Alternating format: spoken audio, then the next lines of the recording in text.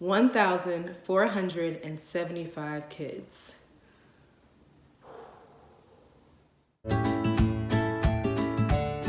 Thank you for tuning into the court order. Today we're going to talk about how the United States government lost 1,475 children.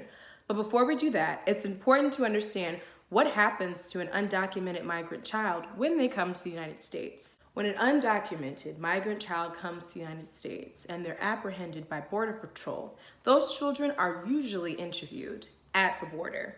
At the border, Border Patrol will ask questions about their life back in their home country, their fears back in their home country, and sometimes they'll ask questions about any criminal involvement, gang involvement, any terroristic activities, things that might raise a red flag to the United States. Those children are then, based on those questions, sent to various facilities throughout the United States. The Office of Refugee and Resettlement Services runs the programs in all the facilities that these children are sent to. The Office of Refugee and Resettlement, or the ORR, is a branch of the ACF, the Administration for Children and Families. Now, the ACF is a branch of the United States Department of Health and Human Services, the HHS. So you got the ORR, the ACF, and then you have HHS. They all flow together. And the ORR, underneath all of these branches, are supposed to provide a safe haven, not just to children, but to all refugees. They're supposed to provide services for victims of human trafficking, those seeking asylum from persecution, survivors of torture and war. The ORR is this safe haven. And the mission and the purpose of the ORR specifically is to assist in the relocation process and provide the necessary services to individuals who are granted asylum within the United States. Stephen Wagner, the Principal Deputy Assistant Secretary, reported that from October to December of 2017, HHS made follow-up calls. Of the 7,635 children that were placed with sponsors, 6,075 of the children were still living with the sponsors they were released to from the facility. Now, 28 had ran away, 52 were living with someone else, and the rest were just missing. In short, after an unaccompanied minor arrives to the United States, Border Patrol then transfers the children over to ORR custody and care. ORR is responsible for not only finding possibly legal counsel for the child to determine their legal rights or claims here in the United States, they're responsible for also reuniting the child with any viable sponsors who can care. That could be family members, long-term foster care, or assisting said child with legal counsel so that they can return back to their home country if necessary. So how did the ORR lose these 1,475 children? After the child is released or reunited with a family member here in the United States, the department is supposed to place check-in phone calls or follow up with the family and the child 30 days after the placement. So what's happening is that ORR does the follow-up call and the phone number may have changed, the address is different, and essentially these children have fallen off the grid. Now the ORR is holding the position that they're not legally responsible. They're saying that in order to be responsible for children who have been released, they need more resources, they need more support, they need more money, they need more staffing, they need a new program in order to conduct these follow-ups to make sure they keep track. Now, there's the other side saying, well, these children are in our care and custody, they are on U.S. soil, and therefore they should be afforded the same protections that U.S. children are. So what happens to those children who come with a guardian?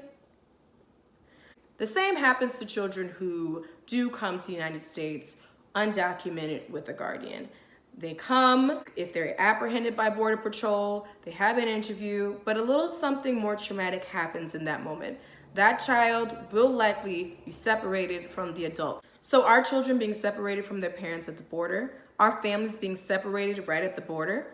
Absolutely, and without further communication. Some children actually don't know what happens to their parents after they're separated, and they have two separate proceedings.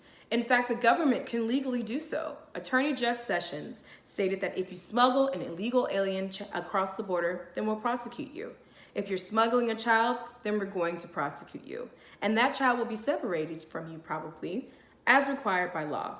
If you don't want your child separated, then you don't bring them across the border illegally. It's not our fault if somebody does that. You should win a Nobel Peace Prize. That whole delivery was actually backed up legally in February 2018 when the Department of Homeland Security delivered the mandate that anyone who smuggles or traffics children into the United States is intolerable and therefore will be prosecuted. We have smuggling and trafficking together. Trafficking is wrong. It's awful. I agree. But the government claims that this law is to prevent traffickers. The problem, this is a double-edged sword. The government says that they're going against people who traffic children. But comments like Attorney Jeff Sessions' comments, or the fact that the government is targeting families who travel with their children out of fear of persecution and bring their children along, families who pay for their child's way here to the United States, those who assist in any way with their child getting here. These are the people being prosecuted. Shows that the government has another idea in mind. There is overwhelming evidence that suggests that the U.S. is doing irreversible damage and placing so much trauma on these migrant children by separating them at the border from their families. It's not the Democrat and it's not just the Republicans. This is an immigration issue that has been happening for years. For years, people have been separated at the border. For years, children have been stripped from their mothers and fathers in order to deter families from seeking help in the United States, help that's afforded to them by the United Nations Convention for Refugees. I would act surprised, but I'm not. The U.S. has a documented history of neglect and not caring for and disregarding the care of Black and brown children. Let's not forget the Find Our Girls crises that happened right here in D.C. Oh yeah, I moved to DC. In 2017, 34 girls of color went missing and no media outlets reported on it, no major media outlets. In fact, it wasn't until major influencers from social media pushed for this to happen that the media outlets begin to care. So what can you do to make sure this stops? To make sure that children are not separated from their families at the border, and to make sure that these children, these 1,475 children or future children, have the support they need after they're released from OR shelters? Let me tell you. 1, donate.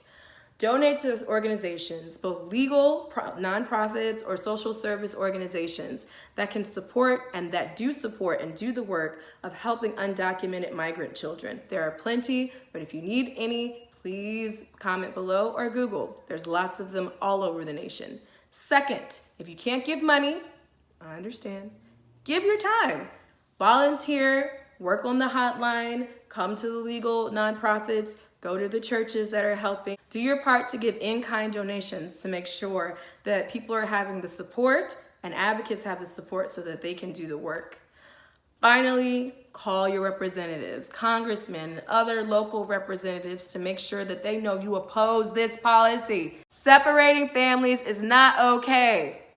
Just to make it more simple for you, for those of you all who are trying to avoid politics as much as possible, I get it, I understand, you want to keep positive energy. I put a link to the Common Cause below. Enter your address and look at all your representatives. I hope this was helpful. If it was, please like, share, and subscribe. Thank you.